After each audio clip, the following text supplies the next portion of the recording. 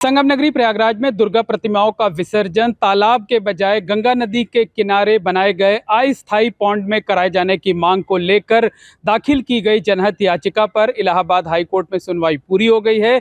High court ने सुनवाई पूरी होने के बाद सभी पक्षों को सुनने के बाद अपना जजमेंट रिजर्व कर लिया है।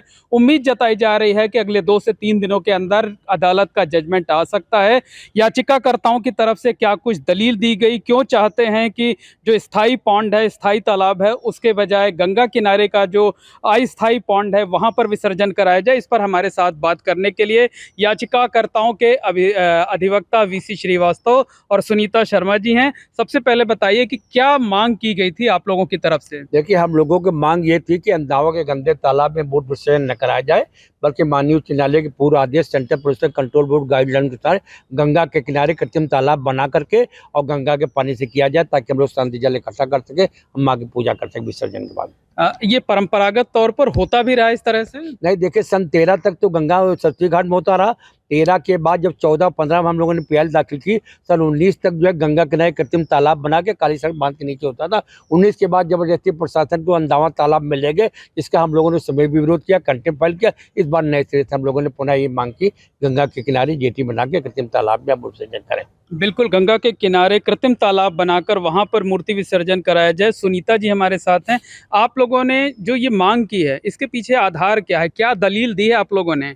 दलील ये है कि पहले तो ये जमुना जी में विसर्जन होता था, लेकिन कहते हैं कि प्रदूषण हो जाएगा मूर्तियों के विसर्जन से। तो कोर्ट ने कहा कि सीबी गाइडलाइंस बना है उसमें कि कृत्रिम तालाब बना के उसमें जल भरकर आप उसमें विसर्जन कराइए। उसके तहत हम लोग ने दाखिल किया, तो 14-15 में ऑनरेबल हाई कोर्ट ने किया था, तो उसके तहत 19 तक तो इन्होंने कराया।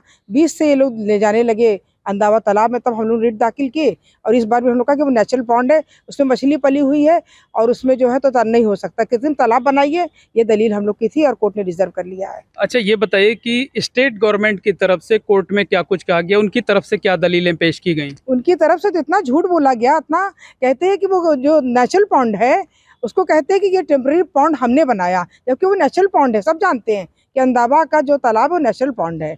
तो इस मामले में जजमेंट रिजर्व हो हाँ, गया? एक बात और कहना चाहूंगा, कोर्ट ने मांगा था कि अंदावा तालाब की स्थिति क्या है। इन्होंने पिछले साल की फोटोग्राफ दी, इस साल की स्थिति नहीं दी। 29 तारीख के खींची हुई फोटो मैंने कोर्ट में दी, कोई तैयारी मौके पर नहीं। कोर्ट ने तैयारी के संबंध रिपोर्ट मांगी थी। जजमेंट रिजर्व हो गया? जजमेंट रिजर्व हो गया जी।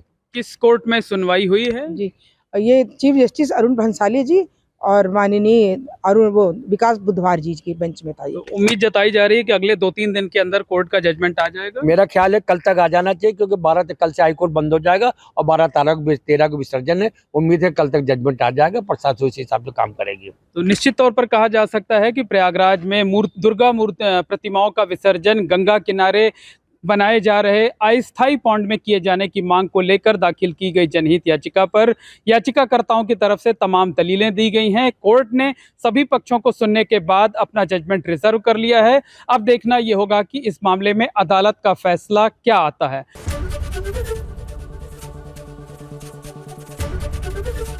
एबीपी गंगा, खबर आपकी, जुबान आपकी।